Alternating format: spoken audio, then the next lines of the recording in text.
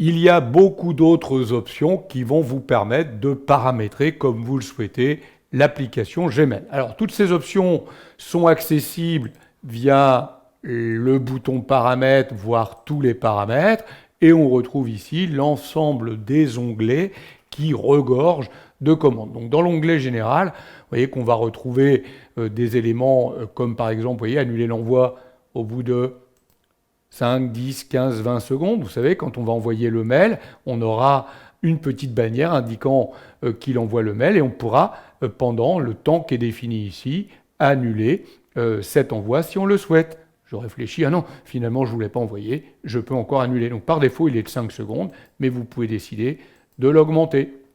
Vous allez pouvoir indiquer que quand vous faites une réponse, par défaut, c'est répondre ou répondre à tous. Vous allez pouvoir, il y a énormément d'options. Donc dans le général, on retrouve les options les plus importantes, les correcteurs orthographiques, de grammaire, les éléments, on en avait parlé, de suivi personnalisé, la signature, les éléments de réponse automatique, gestionnaire d'absence de bureau.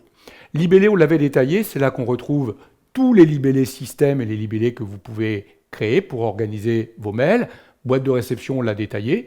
En tout cas, la partie type de boîte, on retrouve également les volets de lecture et la possibilité d'afficher ou pas le marqueur d'importance au niveau des éléments de mail. On va retrouver ici la gestion des comptes.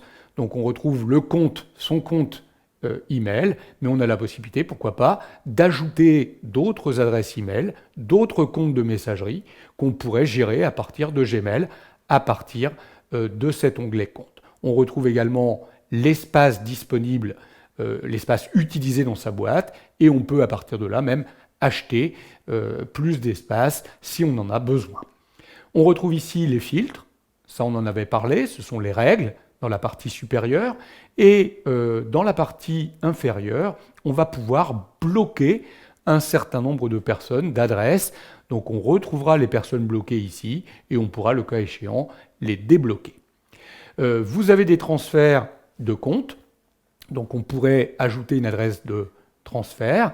Ça veut dire que dès que vous recevrez un mail avec votre compte Google, vous pourriez retransférer les messages à une autre adresse. C'est ici que vous indiqueriez cette adresse de transfert.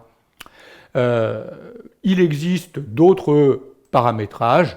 Je vous ai montré ici les principaux paramètres de Gmail. À vous de régler les paramètres comme bon vous semble.